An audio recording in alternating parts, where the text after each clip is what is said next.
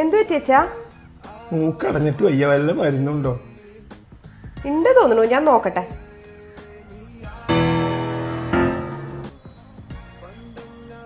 നീ കുറച്ചു നേരം ഞാൻ എങ്ങാണ്ട് കടന്നോളൂ.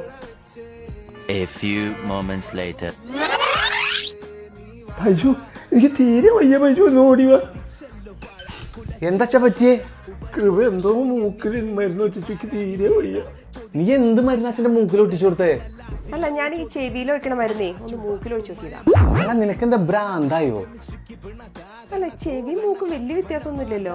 അല്ല, ഇപ്പൊ ചെവിയിൽ ഒഴിച്ചാലും മൂക്കിലൊഴിച്ചാലും അടഞ്ഞിരിക്കുന്ന സാധനം പുറത്തേക്ക് വരണ്ടേ?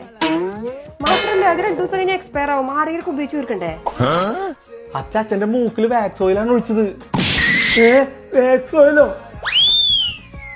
അച്ഛാ അച്ഛാ